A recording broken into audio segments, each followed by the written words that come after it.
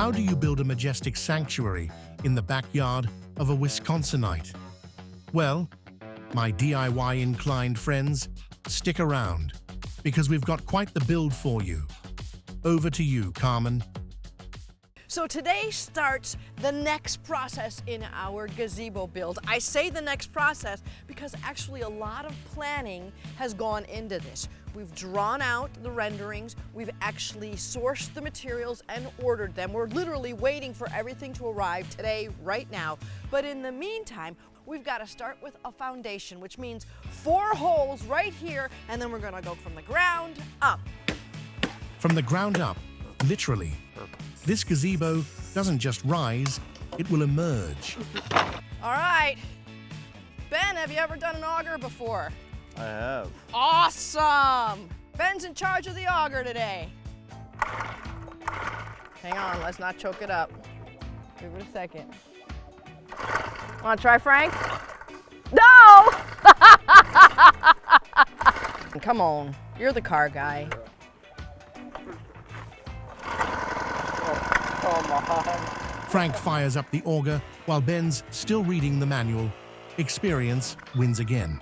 It's the end of day 1 and we've hit our first benchmark. All of the footings are in. We've dug down and sunk in our cement forms, put in some gravel and then some cement. And tomorrow we start the outer framing of the deck, which is the lower level. So more to come because the fun's just begun. Now the first thing today is we're going to put up 4 poles. We're using double ties. So we're gonna drill down into each of the little pier pylons, foundation, whatever you wanna call them. We're gonna glue them in and then we're gonna put in our 6x6s. Meanwhile, Aaron's gonna put together the whole outer frame. What time is it? It is 10:45. Cool. Gosh, here's the deal. If you guys can get the frame and all the joists in by lunch, and I'm gonna call lunch between 12 and 1, I buy lunch today. Ah yes, motivation. Carmen's offered to buy lunch if the team can hit their morning milestone. A little pressure and the promise of bacon cheeseburgers. Frankly, that's how civilizations were built.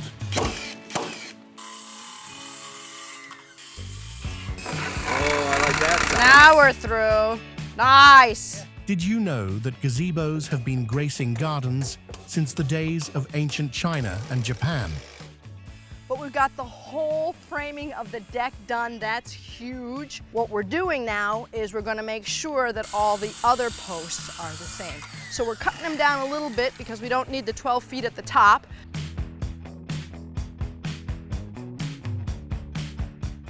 Let's get those nuts and washers on, otherwise lunch is off. 1 minute to go. 25 seconds, here we go. And good. All right, I buy lunch. Good job.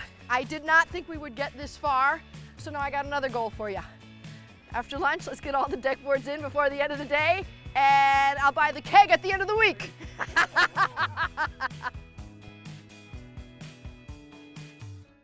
After lunch, with bellies full of soda pop, fries, and enough beef to ground a small aircraft, the crew begins the process of placing the deck boards. I once heard bacon cheeseburgers are the official fuel of construction sites. Is that true? It sounds scientific to me. Let's check in with Ethan. The deck is in good shape. The foundation is square, level, everything we wanted. All right, gentlemen. I think we're gonna call that a wrap for today. Tomorrow we put the top deck on and we keep building upwards. Cool. Upwards and onwards, right? Awesome, let's do it. After a full day of work, a good night's sleep, and a venti black coffee, Carmen returns to lead the charge.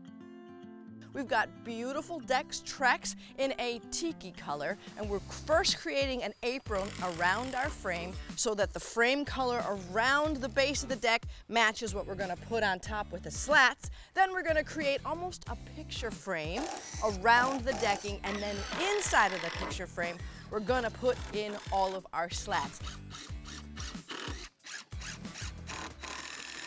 All right. right, so we've got our mitered top, our picture frame, 45 degrees. That's not true. I'm gonna be really honest with you. One of them is 45, one of them is 46, one of them is 48, and one of them is 46 on the other side. Decking can get a little tricky, but we want those corner miters to look really tight. So we adjusted the 1 degree one way or another so that it looks perfect at every corner. We're covering the top of our deck joists with joist tape. It's just another layer of protection on top of the treated wood to keep water and snow from soaking into the top of the deck joists. Now we found our center. We're going to space them out all the way along the slats. What we're going to do is we're going to incorporate a 1/4 inch spacing in between and at either end. We do that because we have a wood base. It shrinks and contracts, and that means that there will be movement. So what we want to do is give it enough space so that they don't butt together, because if they butt together, they'll crinkle and curl and they'll reject their framing. So I've sent half of the crew home. I've stayed with a couple of the guys. We're gonna try to get some more boards in tonight, but I don't think we're gonna get all of the floorboards in, which is really a drag. But I promised you reality, and here it is. Carmen keeps it real, an admirable trait in a leader. Practical, steady, caffeinated.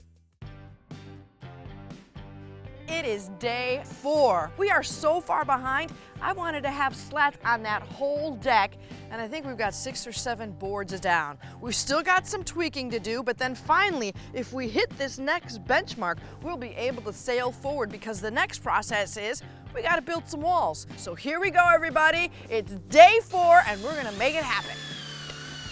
The sun's out, the wood's ready, and Carmen's optimism is catching. She's eyeing the clock, but spirits are high, just like this gazebo's about to be.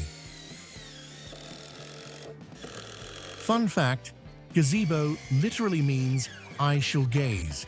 They were made for taking in the view.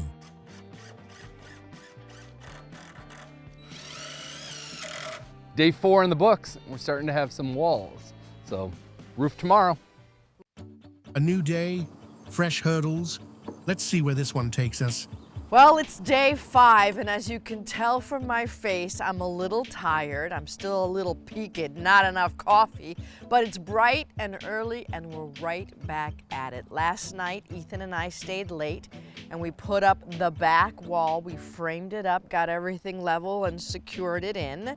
What we have to do today is we need to put up all of our roofing around the rafters, and then hopefully lay in the T111 that's gonna go on top facing down. It's already been stained. So no more time talking about it. It's time to do something about it.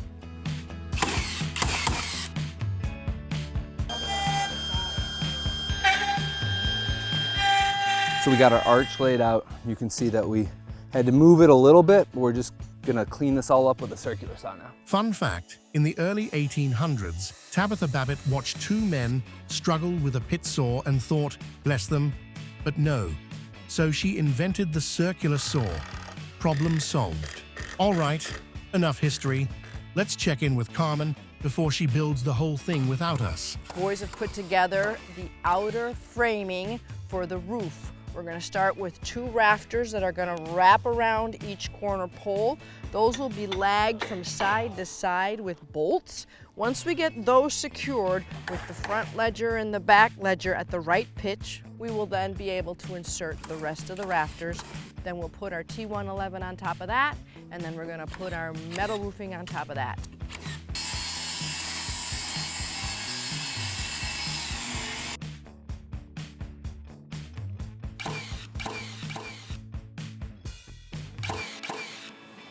Well, all right, we got the roof framing and rafters in, the T111 as well. We're gonna start extra early tomorrow because I wanted to get those metal panels in today, but daylight is running out. I've got a tired crew, including myself. So tomorrow it's bright and early, put on the rain flashing around the edges, put on the metal trim, and then we're gonna start to clad all the way around the outside, and it's gonna start to get interesting. Mother Nature, bless her unpredictable heart. Overnight rain has dampened the sight, but not the spirits. Carmen rallies the team like a damp yet determined field commander. I woke up about 3 o'clock this morning because my dog was freaking out about lightning. And lightning means rain, and so here we are dealing with a soggy construction site, which is not good for safety. It's not fun to work with. It's a tricky balance with everything from plywood to pre-stained wood to that roofing section that we've got up there. But here we go, onward and upwards.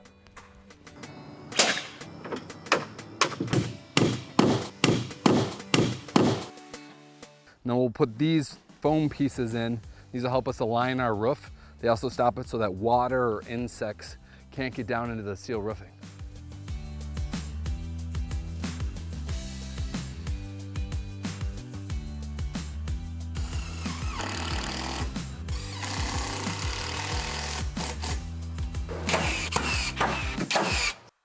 We're moving on nicely with the last of the framing of our walls.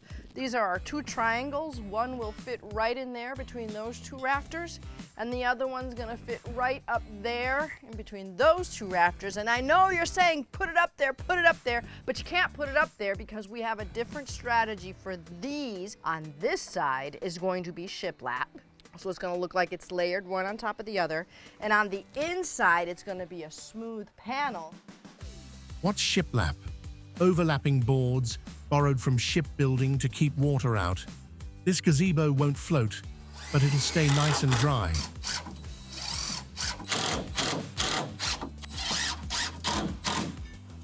That's it, it's a wrap! Let's go home. Momentum is the name of the game now.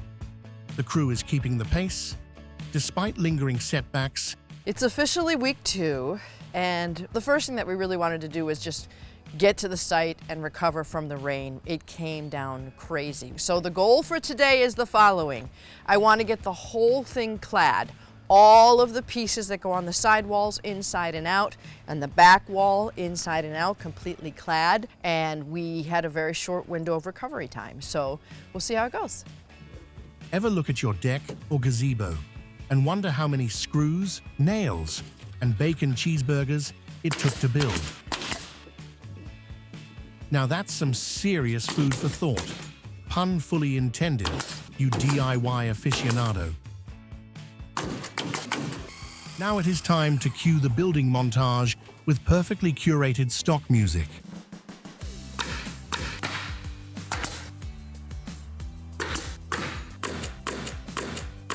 Carmen leaves her mark, literally, a little Sharpie note to Kelly, love, Family Handyman.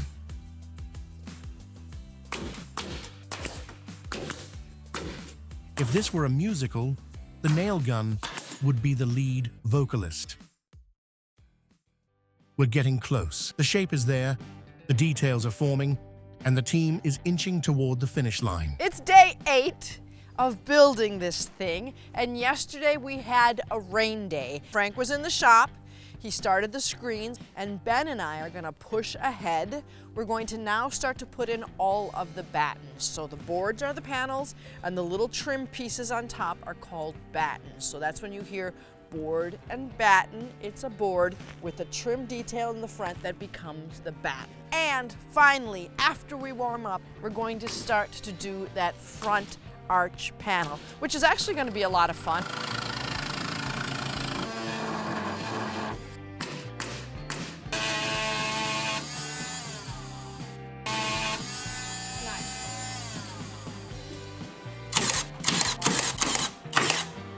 All right, so Ben, tomorrow we have to finish trimming out the front arch.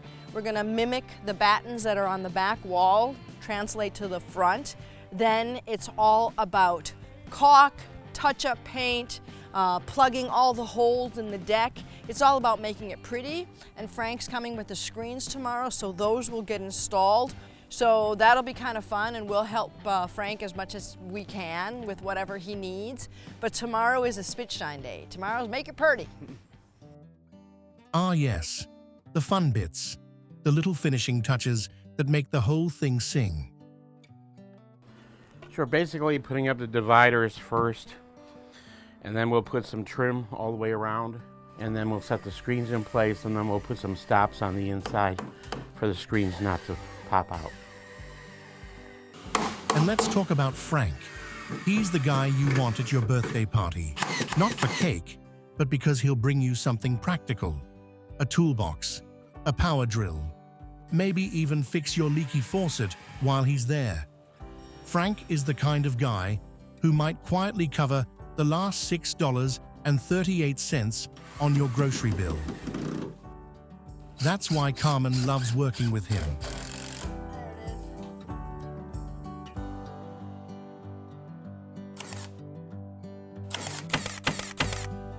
Done. All right, well, today is day 9 on the project. Not bad.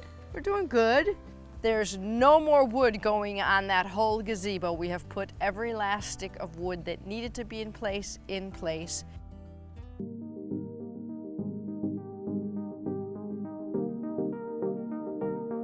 All right, like seriously, this is the day. I mean it. I think I've said that now 2 or 3 times, which is really a drag, but here's the deal. We are just doing a little bit more caulk around our edges. We're gonna clean all this up, make it pretty. Frank tweaking the front ones. So here we go, everybody. This is Sam. He's one of our Family Handyman crew, and we are going to do, what are we doing today, Sam? We're going to make a gravel path to this beautiful gazebo that you're making. Yes, sir. I was thinking we definitely need to level this out, and these railroad ties, we're gonna be keeping them, but I wanna make an opening for the path. Once that's open, we're gonna just dig out a nice path, lay down some gravel, and put down some pavers, and it's good to go. Here we are.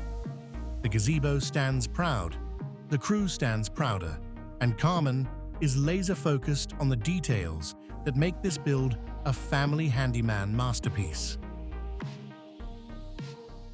Well, from the Family Handyman crew, we're gonna call this done. Now we leave it up to the stylist to dress it, and my work here is done. So stay tuned for the reveal with Kelly coming up real quick. Here at Family Handyman, we absolutely love Wisconsin. It's a builder's dream come true. All right, here we go. Turn around. Close your eyes. Okay. I'm gonna tell you when to open them. 1, They're 2, not open 3. yet. Open your eyes. Ah! There's your new gazebo. It looks so good. And just like that, a backyard transformed. Kelly now has a gazebo fit for weddings, garden parties, or simply hiding from one's children. So, my dear friend, I leave you with your Aw. beautiful gazebo. Thank you so much for your hospitality. I wish you all the best. Enjoy Thank your you. gazebo, darling. It's great. They say all good things must come to an end. But for Kelly, this ending is a new beginning. One with shade, charm, and the faint scent of cedar. As we close, I leave you with this thought. The next time you look at a beautifully built structure, remember the effort, the camaraderie, and yes, the bacon cheeseburgers that made it all possible.